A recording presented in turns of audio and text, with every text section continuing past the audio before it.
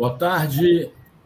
Alguns dias após a operação policial mais letal da história do Rio de Janeiro e do Brasil, nos complexos da Penha e do Alemão, onde morreram 121 pessoas, 117 civis, 4 policiais, sob o comando do governador bolsonarista Cláudio Castro, do PL.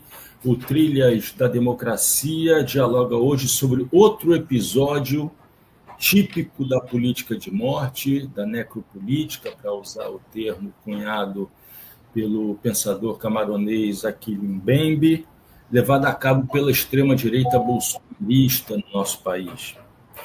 O genocídio bolsonarista da Covid-19. Os nossos convidados hoje são Hermano Castro, pesquisador titular da Fundação Oswaldo Cruz, já foi vice-presidente da Fundação entre os anos de 2021 e 2025 e diretor da Escola Nacional de Saúde Pública da Fundação Oswaldo Cruz entre os anos de 2013 e 2021. Vejam, exatamente nesse período, nesse interregno, em que nós todos sofremos com a pandemia da Covid-19. Seja muito bem-vindo, Hermano, é um prazer recebê-lo no Trilhas da Democracia. Obrigado, bom dia, boa tarde a todos aí. Exatamente isso. Eu vivi, no meu posto de trabalho como diretor da Escola Nacional de Saúde Pública, todo o processo da pandemia, de 2019, finalzinho, até 2021. Quando a gente sai um pouco, muito lesado, né? Todos nós, da pandemia da Covid-19. E a Fiocruz teve um papel e uma atuação, eu acho que exemplar, navegando contra a corrente do governo negacionista, que foi muito difícil, discutindo vacina quase que clandestinamente, para que a gente pudesse colocar em prática e entregar a vacina para o SUS. Mas vocês imaginam o início dessa conversa diante de um ministério negacionista, porque já o Mandetta tinha saído, já estava lá o general, então muito difícil. Mas sobrevivemos, enfrentamos e, assim como outras instituições públicas, conseguiram dar o passo adiante, enfrentar talvez o maior genocídio da história brasileira que nós tivemos. Então, bom, eu acho que essa já é uma palhinha, já é um spoiler do que a gente vai ouvir hoje nesse programa, escutar um pouco sobre o que foi essa experiência de clandestinidade a qual o Hermano acaba de dizer. A nossa outra convidada é Sandra Lúcia Santana, advogada e integrante da Coordenação Executiva Nacional da Associação Brasileira de Juristas pela Democracia. Sandra, é um prazer muito grande recebê-la aqui no Trilhas da Democracia para discutir, para dialogar sobre um tema que nos marcou a todos, mas, em particular, determinadas camadas, determinados estratos sociais da população brasileira. Por favor, Sandra, seja muito bem-vinda ao Trilhas. Boa noite, Marco. Boa noite, Hermano. Boa noite, não, boa tarde. Boa tarde, Marco. Boa tarde, Hermano. Boa tarde, Normando. Boa tarde a todos. É uma satisfação estar aqui num debate tão qualificado, de um momento tão difícil que nós todos passamos. Foi um momento que afetou a toda a sociedade. E o direito, o que o direito teve a ver com isso, né? Qual foi a participação? E a virada de chave que a gente pode lembrar da época foi a CPI da Covid. E o Supremo teve um papel fundamental, porque se não fosse a intervenção do Supremo, essa CPI não teria saído. E a CPI foi exatamente o momento onde podemos verificar que havia corrupção, que o negacionismo não foi simplesmente um negacionismo ideológico, mas havia também todo um esquema por trás disso. E nós podemos avançar, inclusive na questão das vacinas. Então, sim, o direito teve uma participação importante para mudar essa face que a gente estava vivendo naquela época. Um momento extremamente sombrio, onde populações mais vulneráveis foram as mais afetadas, e nós não podemos esquecer que no meio disso estavam também indígenas, quilombolas, as pessoas das periferias. Então, sim, foi um momento muito difícil e o direito teve uma participação grande no meio disso para poder minimizar. A gente não tem noção, se não tivesse havido a CPI da Covid, qual seria o número de mortes reais nesse país. Se a gente teria recebido a vacina naquele momento, se não teria recebido, se seria a Covaxin, enfim, é uma palhinha do que a gente tem muito o que falar. Então, é isso.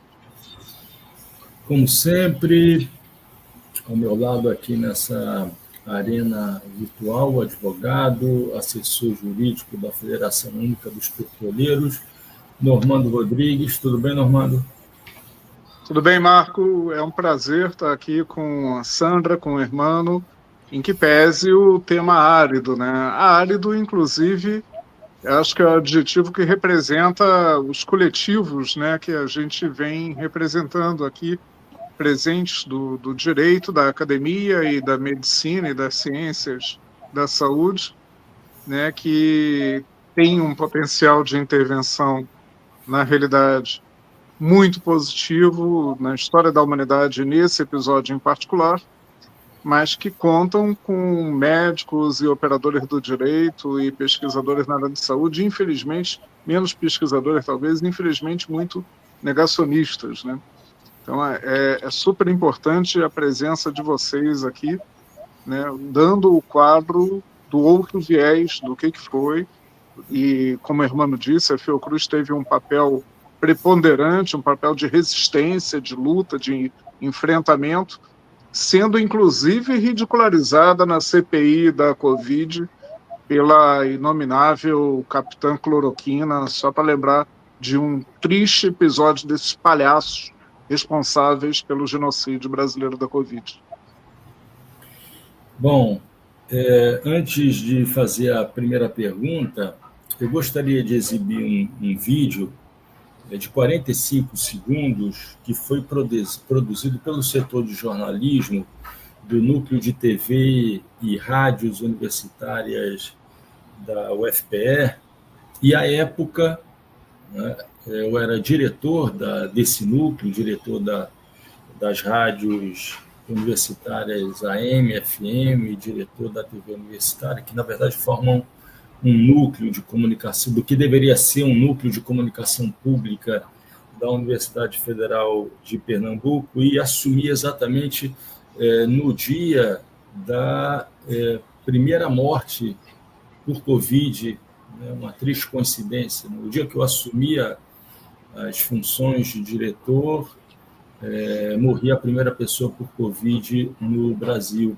E eu gostaria, então, de veicular um vídeo que eu pedi que o setor de jornalismo do núcleo produzisse ao final do primeiro ano de pandemia no Brasil.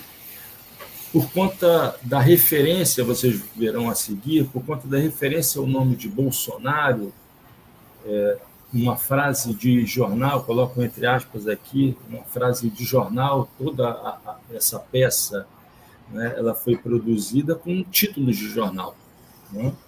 E por conta da exibição de um título de jornal onde se lia Bolsonaro diz que lockdown não dá certo e volta a criticar governadores, o reitor da Universidade Federal de Pernambuco, onde eu era o diretor do núcleo e estava me tornando professor titular, e que recentemente recebeu a honraria de colaborador do Exército Brasileiro, ordenou que o vídeo não fosse ao ar, não é? O que me fez imediatamente colocar o cargo à disposição em função de um evidente ato de censura, né? E nesse momento, o número de mortos ainda não havia chegado a 300 mil pessoas.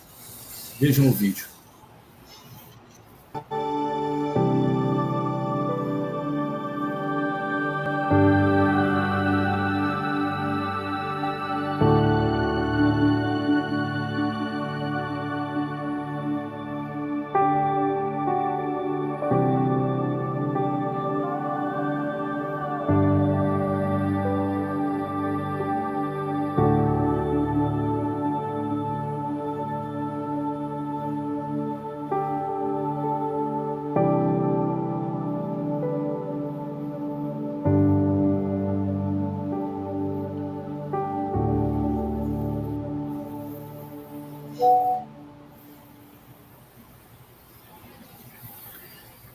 Bem, vamos lá, então, ao nosso diálogo.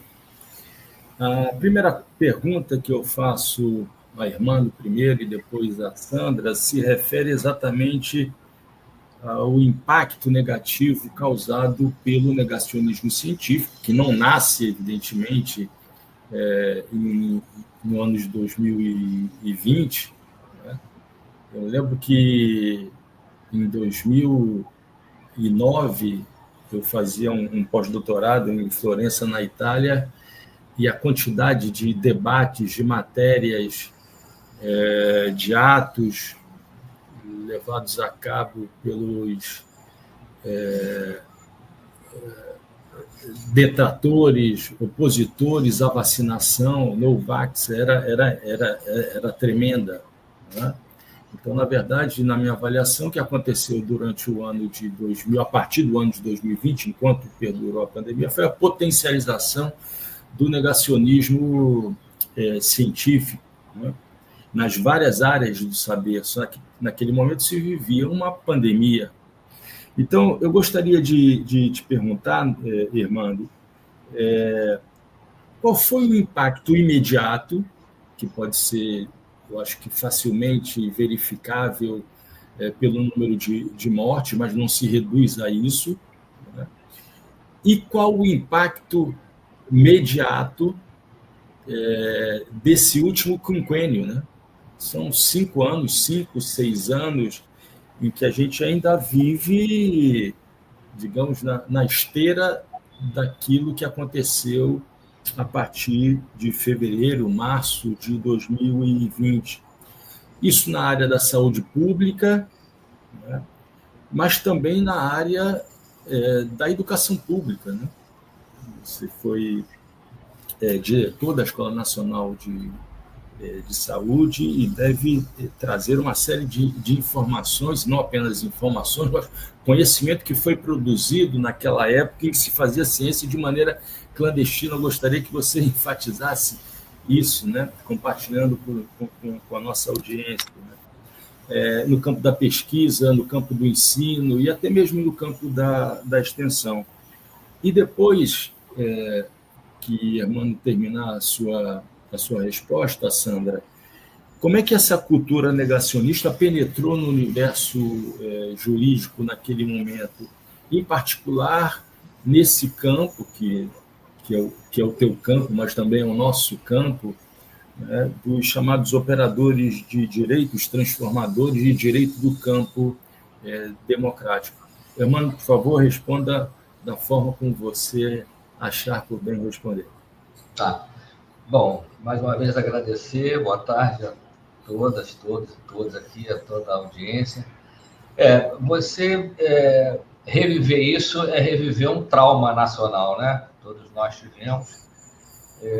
Em 2019, quando começa a aparecer os primeiros casos na Europa, em que vocês lembram que morriam 100, 200 pessoas por dia na Itália, na Espanha, e a gente estava falando de países desenvolvidos, e lá já estava sendo estrangulado o sistema hospitalar, já começava a vir, inclusive, os cubanos para a Itália, enfim, para poder atender, uma pressão muito forte no sistema de saúde público. Isso não era uma questão só do Brasil, foi no mundo inteiro, e começou lá. E quando começa lá, a gente já começa aqui no Brasil a se preparar. Nós, em 21... No dia 9 de janeiro, nós recebemos o vírus da China aqui nos nossos laboratórios para começar a preparar os primeiros kits diagnósticos. E fizemos, nesse mesmo período, em fevereiro, nós fizemos a primeira capacitação para os primeiros kits diagnósticos de Covid com a América Latina. Então, a gente já começava a se preparar.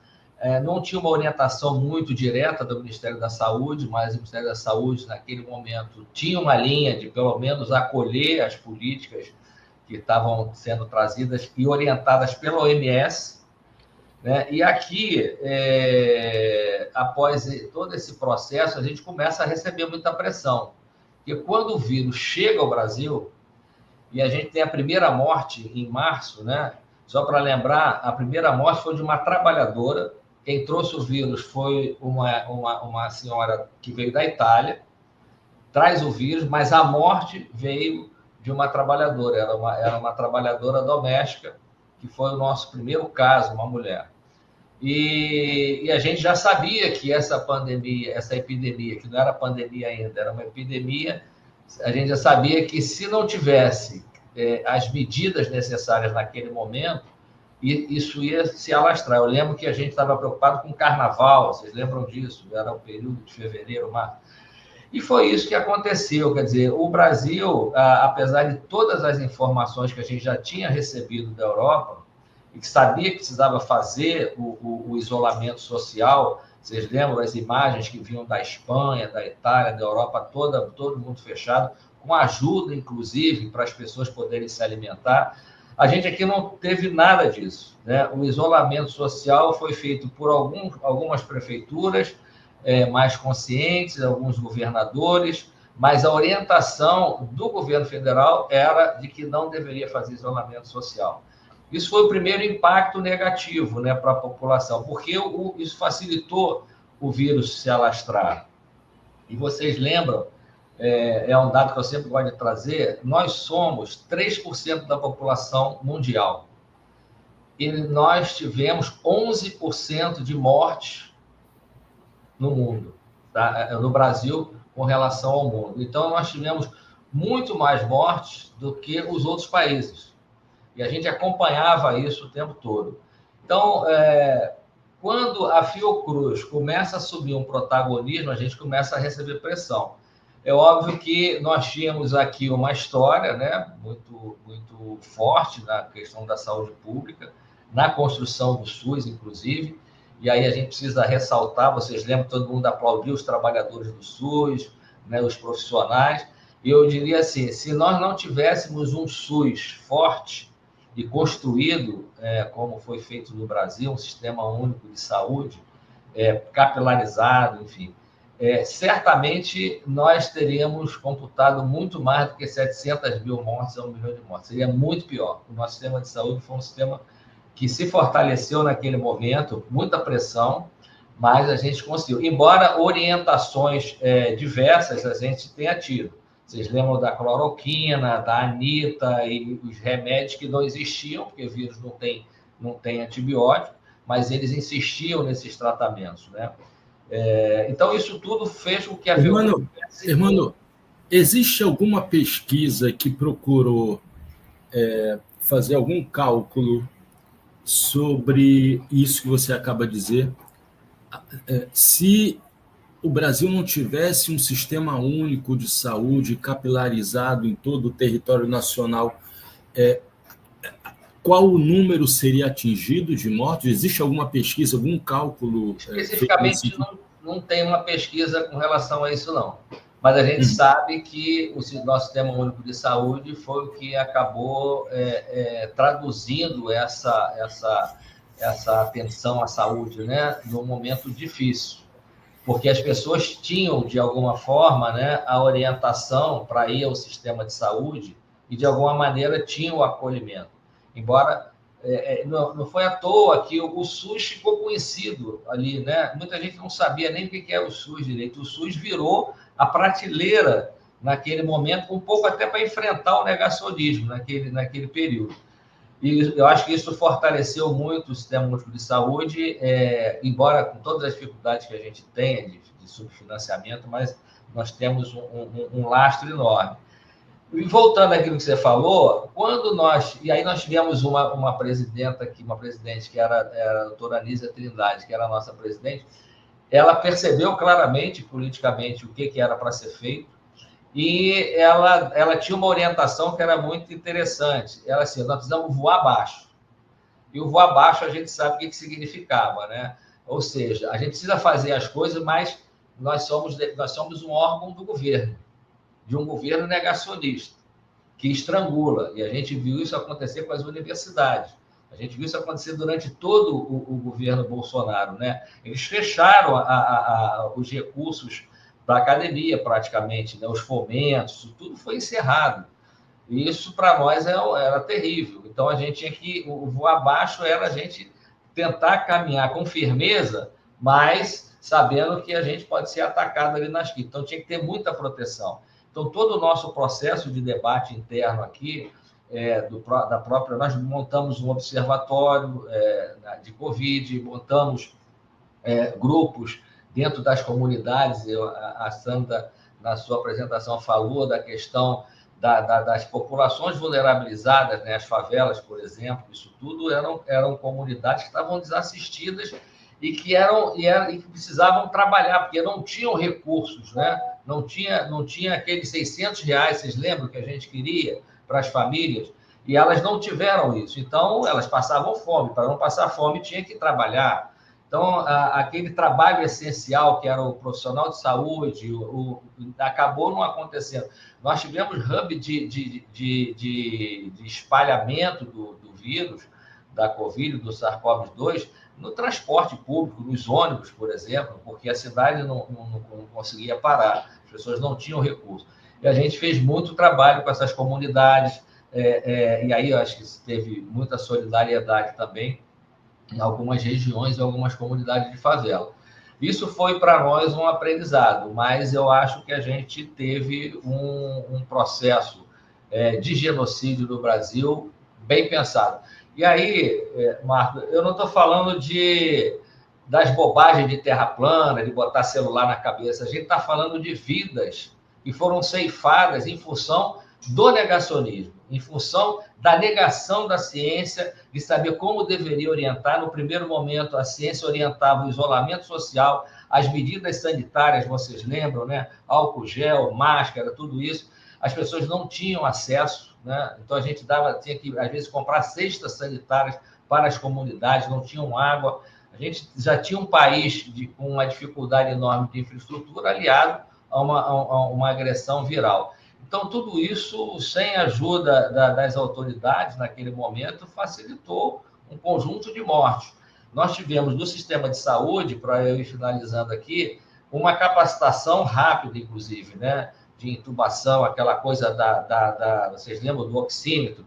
Tem que estar 94%, abaixo disso, vai para o serviço. Eu, por exemplo, fui contrário a uma orientação inicial do OMS, assim, se está com vírus, não vai, só vai se piorar.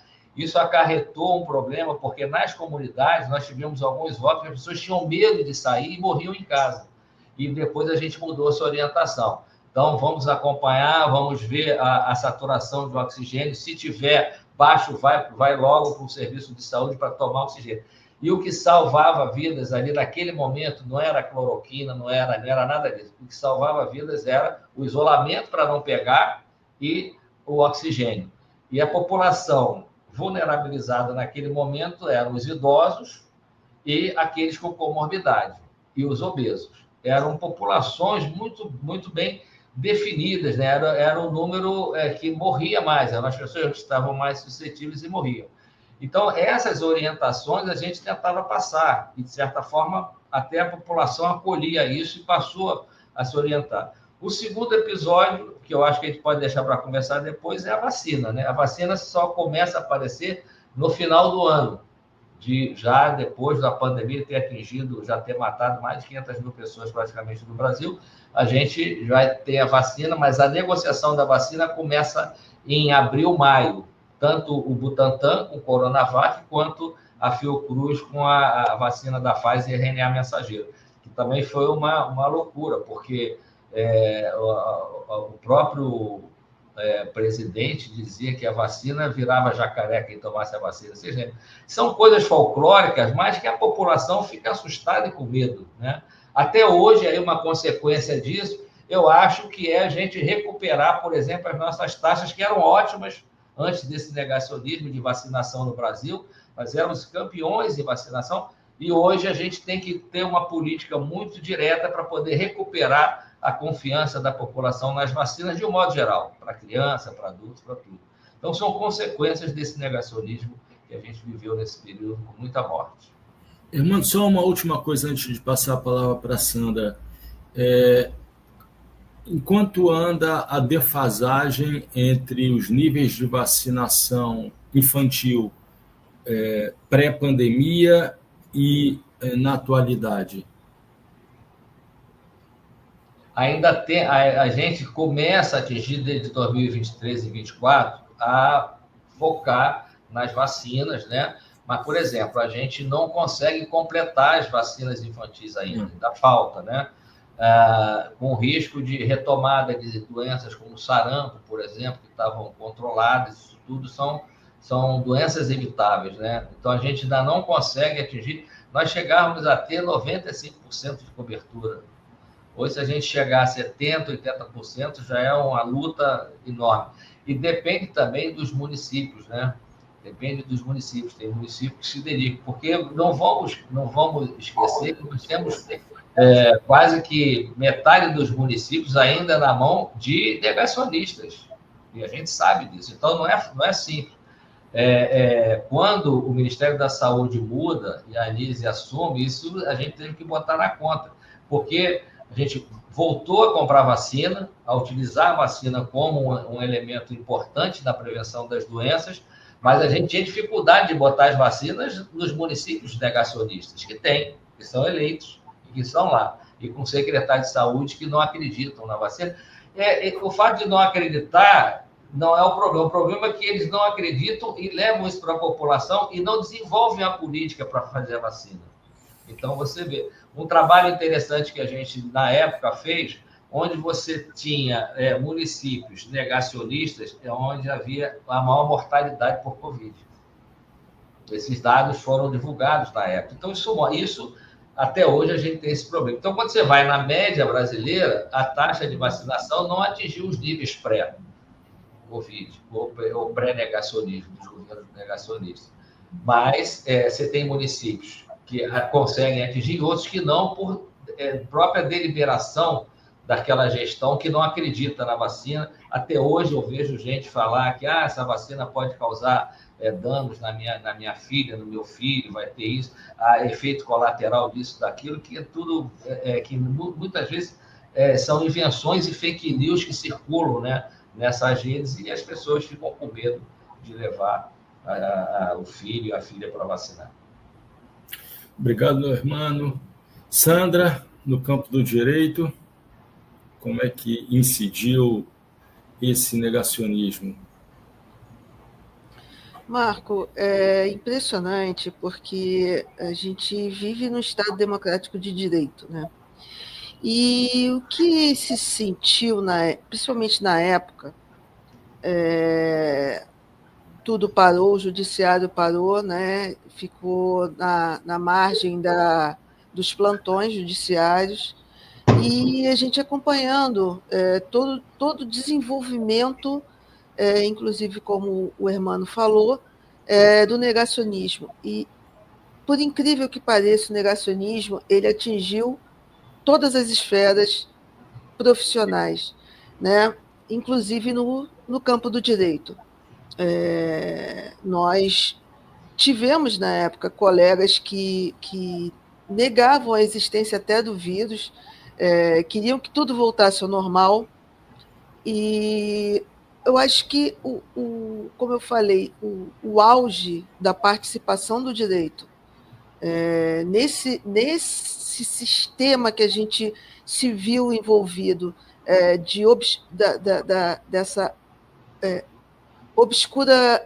desse obscurantismo, né, relacionado à questão da Covid, foi justamente a utilização do mandado de segurança pelos senadores Cajuru e Alessandro Vieira para que a CPI, que foi protocolada pelo Randolfo Rodrigues, fosse realmente implementada. Ali houve realmente um momento onde o direito, e eu acho que não é à toa que o Supremo ele é tão atacado pela extrema-direita, porque se não fosse esses mecanismos que a Constituição nos deu, a gente não teria tido a implementação da CPI. E houve uma importância muito grande, apesar dos pesares, né? O efeito imediato naquele momento foi justamente desnudar e demonstrar a face dos bolsonaristas, a face das fake news que estavam acontecendo e o mecanismo todo que estava por trás disso. Né? A gente teve o caso da Covaxin, onde eles estavam pleiteando uma propina, né? Para que fosse feito a compra daquela vacina, que não era a vacina que estava sendo estudada nem pela Fiocruz, nem pelo Butantan, e nem é oferecida pela Pfizer, era uma vacina de origem duvidosa na época, mas era que eles estavam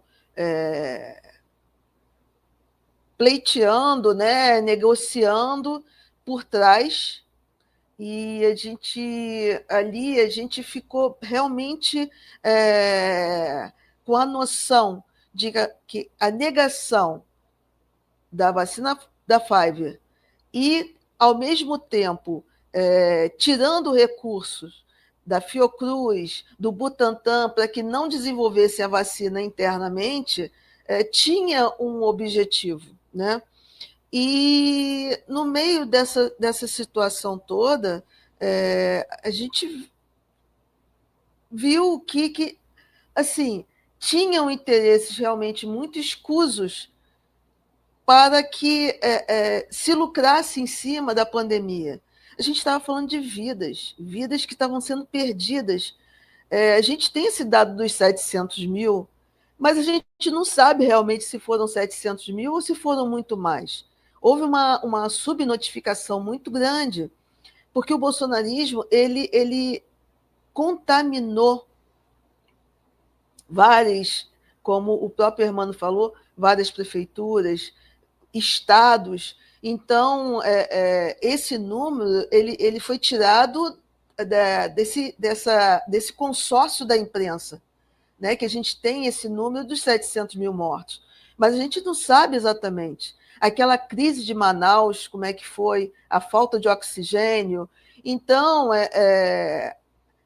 as populações ribeirinhas que morreram sem serem nem assistidos e nem notificados. Então, a gente não tem a real dimensão do que foi realmente esse genocídio da Covid-19. E os efeitos a gente sente até hoje, porque o relatório ele se encontra ainda na PGR e não se seguiu a denúncia. Foram 68 indiciados e 27 crimes anotados. O relatório muito robusto, um relatório muito cronológico, muito bem feito, estruturado, e a gente não teve nenhum denunciado, não foi à frente. E isso traz uma frustração muito grande. A gente hoje está vendo que o 8 de janeiro acabou até abafando a exigência que teria que ter tido para que esse relatório saísse da PGR e fosse realmente as denúncias oferecidas. E a gente não tem notícia. A PGR não se mexeu. A gente, na época que foi recebida pelo Augusto Aras, ele nada fez. E a gente esperava que com o Gonê houvesse algum movimento, e não houve. A gente não vê nenhum movimento de se tirar esse relatório da gaveta e se colocar para frente. Foram muitas mortes, foi um momento muito, muito obscuro, foi um momento muito traumático para toda a sociedade brasileira. Isso tinha que ter um fechamento.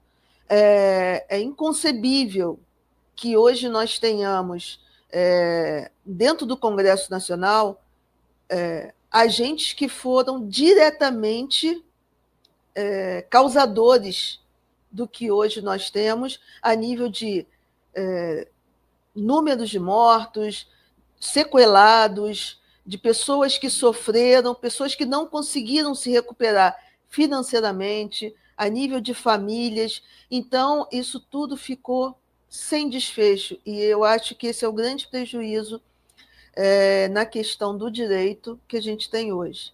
Não ver essas pessoas serem denunciadas e responderem por isso. Eles têm o direito à defesa, à ampla defesa, ao contraditório, como está tendo a questão do 8 de janeiro, né? Foram julgados, alguns condenados, uns com penas maiores, outros com penas menores, mas eles deveriam realmente ter respondido por isso. E não foram. E será que serão? Essa é a grande questão que a gente fica aí na expectativa. O que a gente pode esperar aí para frente?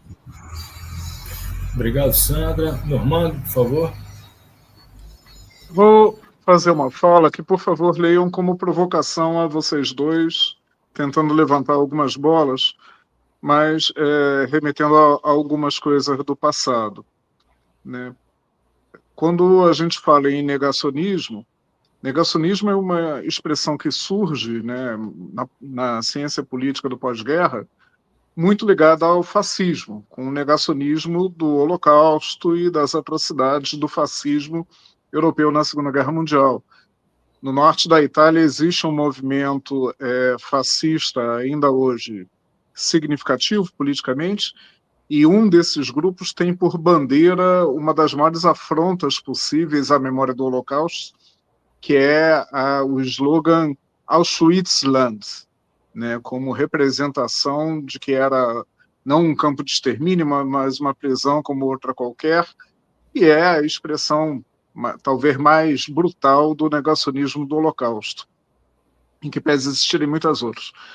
Mas o Holocausto vale a pena lembrar porque ele lembra a gente que não há fascismo sem genocídio. O fascismo é uma ideologia que parte da desconsideração do outro como igual e da desconsideração do outro como sujeito de direitos, né, e de medidas protetivas, assim como uma ideologia do direito penal que os Estados Unidos cultuaram muito, que é o direito penal do inimigo, né, para quem você pode relaxar todas as dúvidas.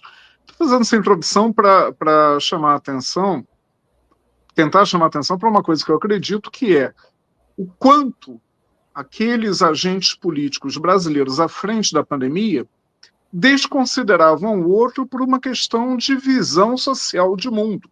Eles acreditam no mundo em que o outro, que não é igual a eles, é destituído de direitos, é um mero objeto, né, para o lucro, para o domínio político, para a vontade, para a satisfação de prazeres mórbidos, vide os casos de perversidade que a gente conhece partindo desses atores sociais. E isso, jogado na política da pandemia, né, deu no que deu. A Convenção de Londres, né, sobre genocídio de 1948, ela parte de um intelectual judeu que foge da Polônia, mas tem o resto da família dizimada, e bola o neologismo e pressiona a nascente Nações Unidas, né, para ter uma convenção que surge em 48 em Londres. Tem muito debate jurídico hoje em dia, tem uma professora espanhola que levanta muito essa bola sobre o dolo eventual no crime de genocídio, porque, a princípio, a Convenção de Londres seria interpretada restritivamente e ela só caracterizaria nos 3 tipos de genocídio se houvesse vontade, né, de alcançar aquele resultado. Mas o que a gente tem da experiência da pandemia brasileira é uma manifesta vontade do poder público em caracterizar um dos tipos de genocídio da Convenção, que é abandonar a população a ponto da inviabilidade da sobrevivência daquele grupo naquele espaço territorial. O caso de Manaus, que foi lembrado agora há pouco pela Sandra, me parece muito objetivo, né? Tem uma série de documentos apontando a necessidade de suprimentos maiores de oxigênio e o poder público não tomou nenhuma medida para isso. Me parecia, e não sou só eu, tem várias leituras de que, no caso de Manaus, foi feito, na verdade, um experimento sobre a tal imunidade de rebanho para ver se a argumentação deles ia dar certo. E um experimento que resultou, né, na aceleração do morticínio. Enfim, estou levantando tudo isso para provocar, né, nossos 2 convidados, porque temos aqui um encontro, né, não só da presença de vocês, mas nesse tema de, né, irresponsabilidade na gestão da medicina coletiva, né, objetivamente do Ministério da Saúde, e, sobretudo, a Sandra foi educada em não mencionar, mas eu vou mencionar o nome da figura, um criminoso que hoje é deputado federal, que é o Pazuello, e que foi apresentado à nação como especialista de logística, mas tem no seu currículo uma folha que ninguém fala, que ele era comandante de um depósito do Exército de explosivos, quando esse depósito foi assaltado e foram roubadas 2 toneladas de explosivos, e a partir desse episódio é que começam as explosões de caixas eletrônicos do Brasil afora. Era Pazuello, então coronel, o comandante da unidade onde foi feito o roubo. E esse era o currículo dele para ser o especialista em logística do Bolsonaro e assumir o Ministério da Saúde. Então, tanto na irresponsabilidade no cuidar, como na consequência jurídica, né, porque o ministro Flávio Dino determinou que houvesse, depois de tanto tempo, o prosseguimento dos inquéritos, a abertura e prosseguimento dos inquéritos pela Polícia Federal, de todos os indiciados da CPI da Covid, que estava na gaveta, né, como a Sandra mencionou, mas que tem, por consequência eventual jurídica, para além desses inquéritos só, o próprio crime de genocídio, que acho que a gente tem que forçar a mão para acontecer. Aí, desculpe se demorei demais, mas eu queria devolver a bola para vocês com tudo isso. Hermano, por favor. Hermano, está fechado. Aí. Oi, desculpa. Vocês trazem questões importantes, né? Manaus, eu tenho uma experiência muito pessoal, porque o meu irmão, que era médico, ele foi para Manaus e ele me mandava os vídeos de Manaus, onde ele pegava a bala de oxigênio na calçada do hospital, 3 pacientes com Covid, e eles revezavam o oxigênio entre os pacientes, para não morrer. Esse meu irmão, infelizmente, ele retornou, 6 meses depois teve Covid e morreu. Ele foi a óbito pelo Covid. Mas ele era aquele cara diferente. Ele tinha 62 anos, era hipertenso, mas ele se achava que tinha que ir lá salvar a vida, porque precisava dos profissionais de saúde. Enfim, infelizmente, ele se foi levado pela Covid em 2021, mas no final do ano. Então, essa experiência, eu acho que ela caracteriza bem o que vocês colocam como genocídio do ponto de vista do direito. Eu acho que isso, como ela para mim, ela tem uma imagem muito difusa da morte, né? Eu lembro sempre de uma frase que, assim, se você pega uma faca e enfia numa pessoa, você caracterizou a materialidade e é o criminoso. Mas se um trabalhador cai de um andaime, você não tem um criminoso ali. Ali é difuso. E é um pouco isso, né? O trabalhador que caiu do andaime ele morreu do mesmo jeito que ele morreria de uma facada. Mas quem é o responsável? Ninguém responde por aquela morte, né? Eu acho que isso não sei se é uma esquizofrenia do direito, mas eu, como leigo, eu não sou da área do direito, para mim a morte ela tem responsabilidade nos 2 casos, para quem está no andaime e quem levou uma facada diretamente de uma mão de alguém. Tem alguém que fez aquilo, né? E eu acho que o que aconteceu no Brasil com a Covid foi exatamente isso. Quando as autoridades negam o atendimento com vacina, negam o isolamento social, negam o uso da máscara, negam uma série de medidas sanitárias que eram necessárias, estrangulam os hospitais, vocês lembram, os hospitais estrangulados, profissionais médicos morrendo, enfermeiros morrendo porque não tinha infraestrutura necessária, enfim, falta de investimento, tudo isso tem nome, são responsáveis, são governantes, são autoridades, e que levou a essa mortandade no Brasil, a maior com relação ao planeta, como eu já falei, com relação à nossa população. Eu acho que essa provocação ela deveria ser levada lá para a PGR, para tirar aquilo, desengavetar e levar adiante, porque eu acho que tem responsabilidade.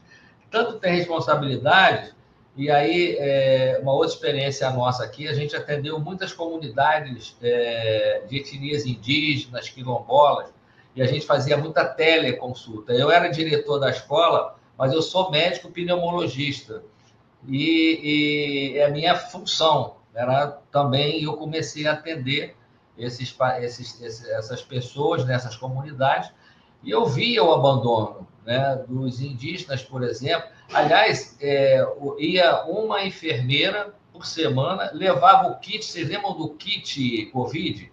O kit Covid vinha azitromicina, anita e dipirona, era o kit Covid. E falava assim, se tiver febre, sintoma gripal, tome isso aqui. Era isso. E as pessoas morriam, não tinham nenhum tipo de atendimento, porque precisava ter um acompanhamento, precisava de oxigênio, que o que mata as pessoas, além de outras complicações, mas o que mata imediatamente era a falta de oxigênio. Você tem uma redução da oxigenação do organismo, por isso aquela coisa que eu falei do oxímetro. E era isso que precisava ser orientado, ser dado, era oxigênio para as pessoas, era o ar, para que elas pudessem sobreviver e superar aquela fase aguda da infecção do SARS-CoV-2. Isso tudo foi negado. Isso tudo foi negado à população. Ela não teve direito, não teve acesso a isso, e quando tinha acesso em determinadas situações, era um acesso errado por orientação equivocada do próprio Ministério da Saúde. Vocês lembram que o Ministério da Saúde fez um documento orientando dar esse tipo de remédio, que não tinha nenhum valor, terapêutico para a doença, mas eles insistiam nisso. Isso, para mim, é mais do que caracterizado como um crime. Você oferecer um tratamento que não é adequado para aquela doença. Isso é um crime. Qualquer médico, individualmente, responderia por dar um remédio errado para um paciente. E dar um remédio errado não é equivocadamente, é intencionalmente. É diferente. Há uma intenção ali. Isso tudo foi discutido na época e é uma pena que isso não tenha sido levado às barras, como diz assim, às barras do tribunal, né, para que fossem realmente julgados. Eu acho isso falta, porque isso é uma lição que a gente precisa ter, né? É um aprendizado, isso não pode se repetir. E eu, como estou na área também das emergências climáticas aqui na Fiocruz, a gente fica acompanhando as epidemias virar no mundo inteiro, com medo de alguma dessas se tornar uma epidemia, sair do local e virar global. Imagina se a gente não tem esse aprendizado. E cada vírus tem um comportamento diferente, tem uma ação diferente. Tudo isso são questões que a gente precisa trazer para o nosso dia a dia, né? A gente viveu a dengue, por exemplo, em 2024, a maior epidemia de dengue no Brasil, é um vírus, né? Uma arbovirose, em função... Então, isso, e aí precisa saber como atuar, como fazer. Imagina se a gente tem essa epidemia de dengue num momento de negacionismo. A mortalidade ia ser muito maior. E é um negócio assim, você tem que tomar líquido, hidratar, você salva a vida, no caso da dengue, é hidratar, por exemplo. É ter acesso. Vocês lembram da época da epidemia de dengue no Brasil, que a gente montou cadeiras de hidratação? Vocês lembram disso? Cadeiras de hidratação, porque é o que salvava vidas. Então, imagina se é um governo negacionista numa epidemia dessa. Morre, porque eles vão negar isso. Vão negar, obviamente. Então, eu acho que isso é um aprendizado para todos nós, é preciso levar isso à frente, do meu ponto de vista. Sandra, por favor. É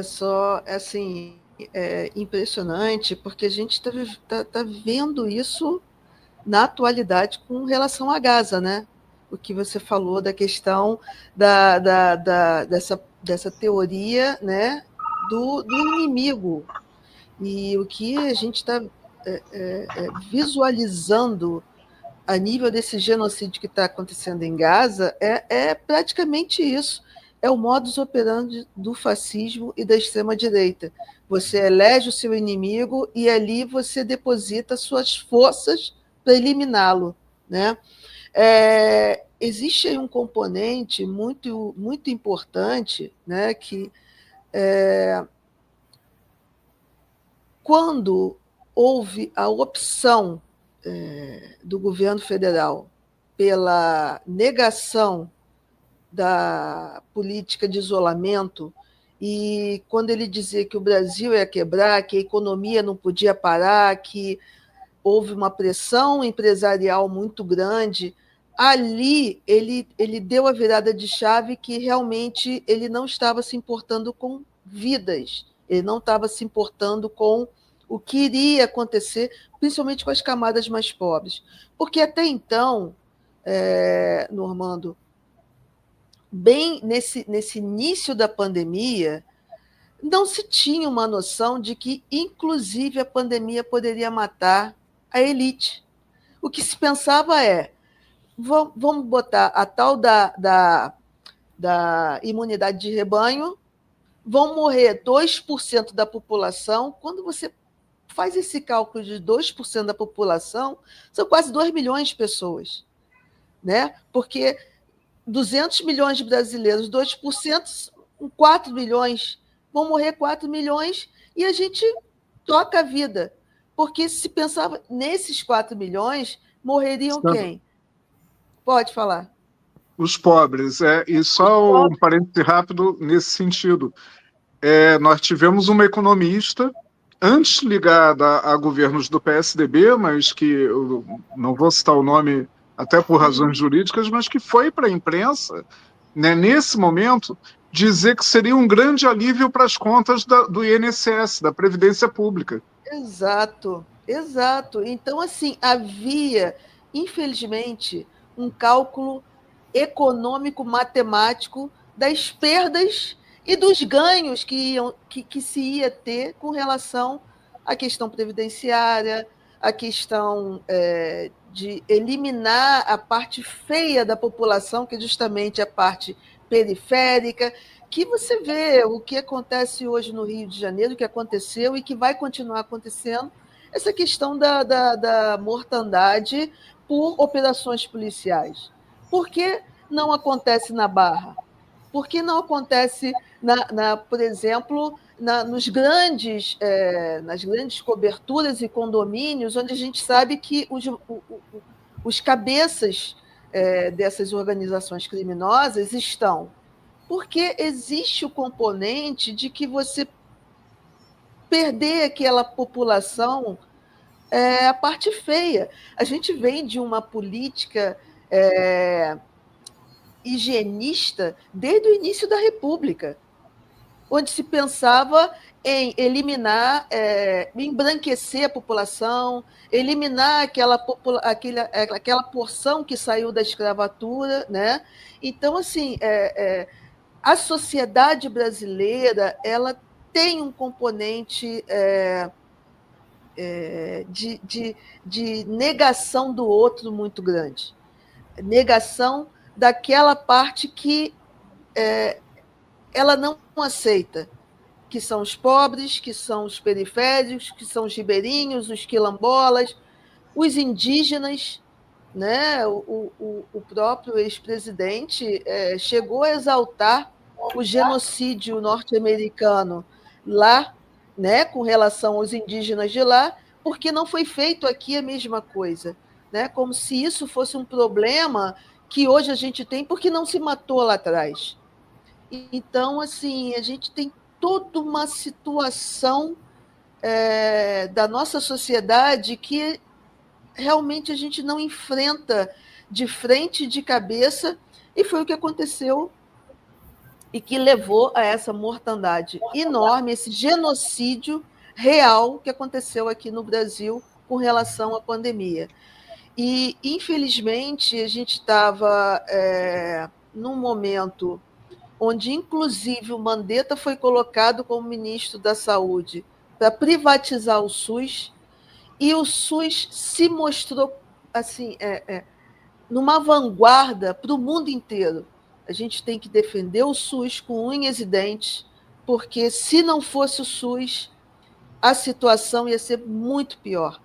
E, como o Hermano falou, infelizmente, esses governos negacionistas que a gente tem, de extrema-direita, tanto nos estados como nos municípios, e aí vinculada à questão também religiosa, que a gente tem que ver que está influenciando demais a população hoje.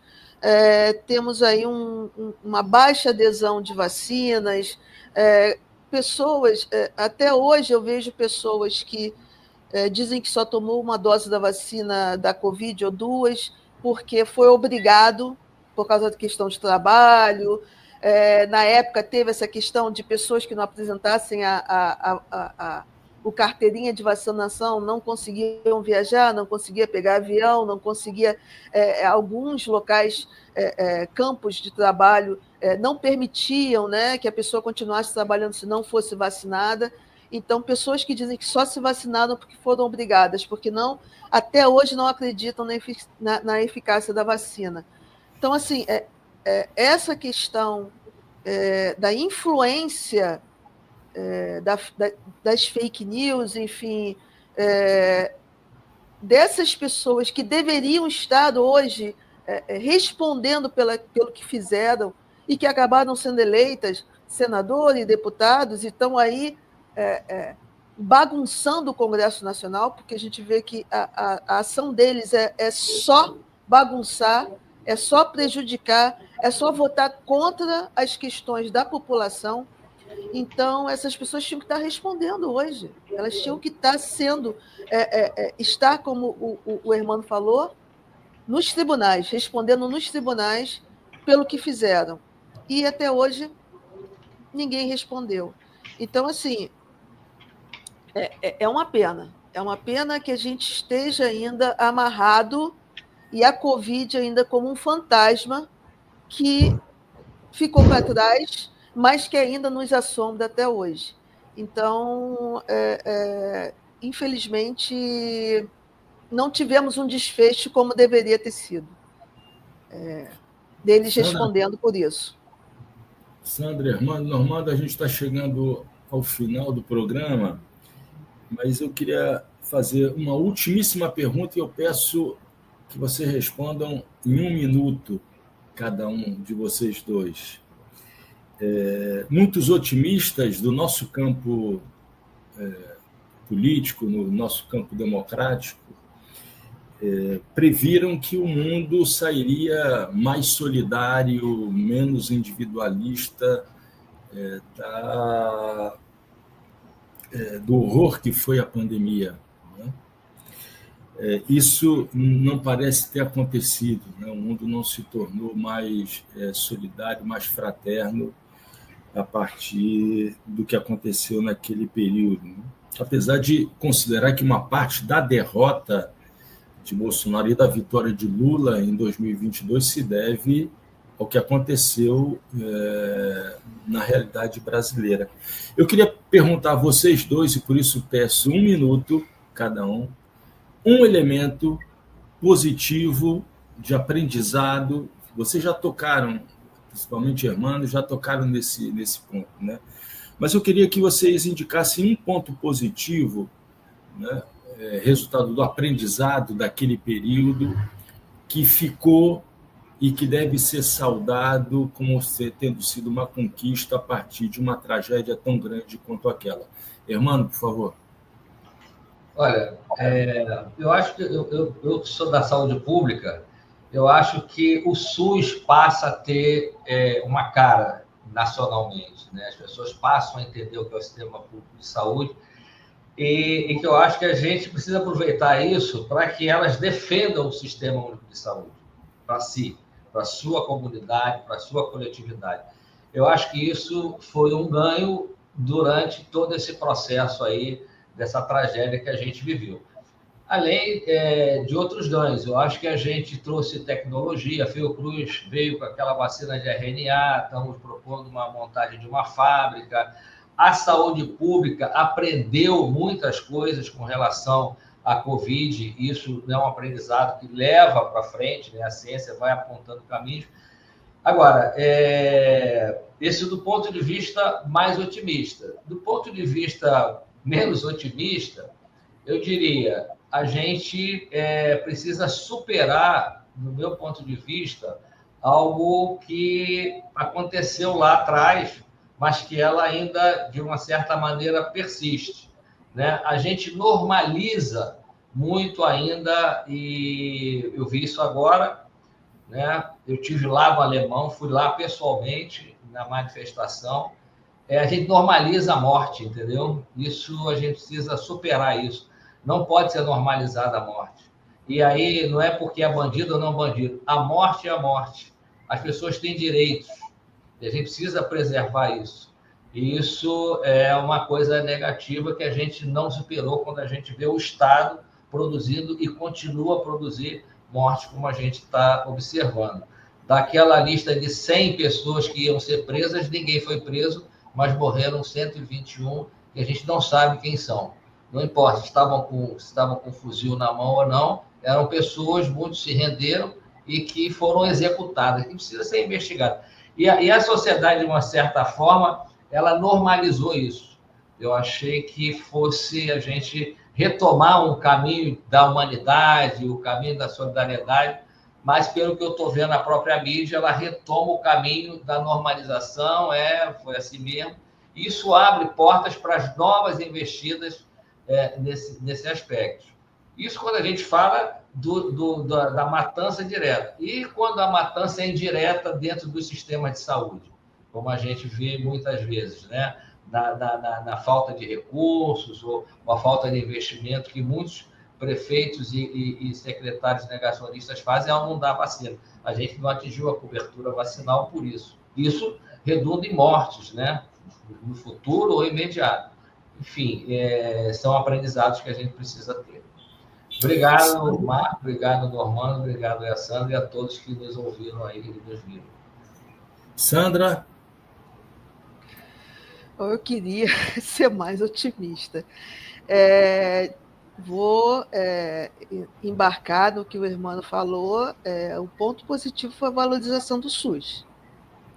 No campo do direito, eu não consigo ter uma palavra tão otimista, além de a utilização do direito para que direitos sejam preservados. A gente teve aí um genocídio muito grande, como eu falei, a sociedade brasileira, endossando o que o Hermano falou, é uma sociedade que se acostumou com a morte. Vejo ainda uma lentidão, principalmente com relação à responsabilização das pessoas que promoveram esse genocídio que foi a Covid, e, ao mesmo tempo, vejo o judiciário muito conivente com esse genocídio que acontece hoje, que é justamente o genocídio feito pelo Estado. Aqui no Rio de Janeiro, então, assim, a gente tem casos de absolvição de policiais que mataram crianças dentro de casa, que foi o caso do João Pedro. Então, a gente tem muito que avançar com relação à morte e com relação à criminalização da pobreza. A pobreza continua sendo criminalizada. Como o Hermano falou, a solidariedade que a gente vislumbrava não veio. A gente está numa sociedade mais egoísta, numa sociedade mais influenciável. As big techs, elas estão aí com força total, né? Influenciando os jovens. Eu fico triste em ver que a utopia da minha juventude não está na juventude de hoje. A juventude de hoje ela só pensa em se beneficiar financeiramente, ganhar dinheiro, ser influencer. Então, assim, a solidariedade ela está se perdendo. A gente tinha que retomar isso. Então... Oi, Sandra, você pode concluir. Para concluir, então é isso. Então, assim, eu queria estar mais otimista, mas com relação ao que foi melhor foi o SUS. Para não dizer que eu não falei das flores, não podemos esquecer o papel desempenhado pelo MST, pelo MTST, na experiência das cozinhas solidárias naquele período. Sandra, muitíssimo obrigado. Hermano, muitíssimo obrigado. Normando, um grande abraço. O Trilhas fica por aqui e volta sempre aos sábados, ao vivo, às 17 horas, e aos domingos, às 15 horas. Até lá, um grande abraço. Obrigado. Obrigada.